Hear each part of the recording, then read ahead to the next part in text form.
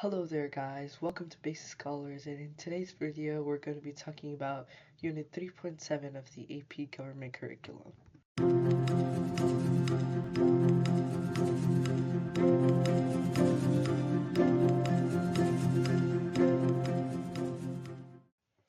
So, AP Government Unit 3.7 is all about selective incorporation.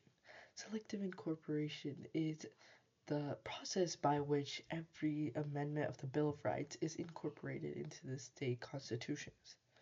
So, what is our learning objective for this video? It is to explain the implications of the doctrine of this selective incorporation. First, we start off with the Bill of Rights, which was a provision/protection against the government's outreach of power, so the federal government's outreach of power towards its citizens. But after the end of the Civil War, where the North won against the South, the Northerners were afraid of the state's outreach of power onto infringing the newly freed black population. So they drafted the 14th Amendment, which said that all persons born or naturalized in the United States would be allowed equal protection under the law.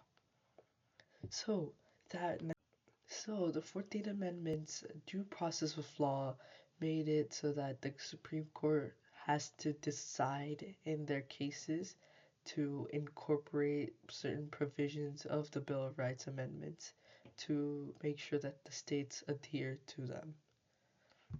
One of the early incorporations of selective incorporation was in the Supreme Court case called Kitlow v. New York in 1925.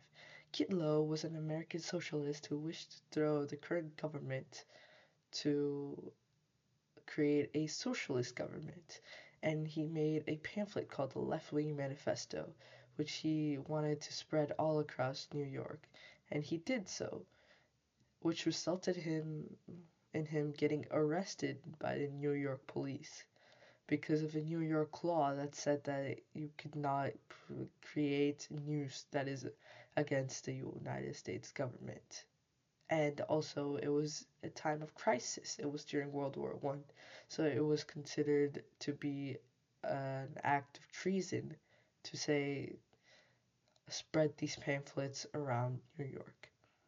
So, in a 7-2 decision, the Supreme Court ruled that it was constitutional for the New York state law to accept that this pamphlet was illegal because it incited unnecessary violence during times of crisis. Around 5 years after that Kitlow case, we had another Supreme Court case regarding this incorporation called Neer v. Minnesota in 1931.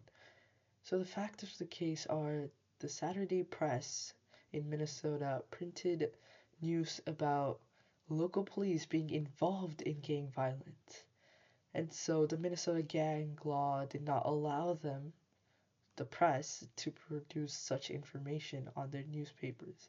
So this was taken up to the Supreme Court, and the Supreme Court decided that the Minnesota law was unconstitutional because it did not protect the free press rights of the First Amendment.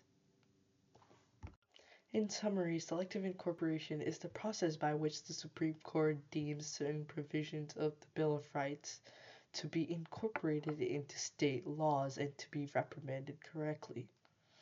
And that's all you need to know for 3.7 of the AP Gov curriculum. And I will see you next time in the next video where we will be discussing due process again and the rights of the accused.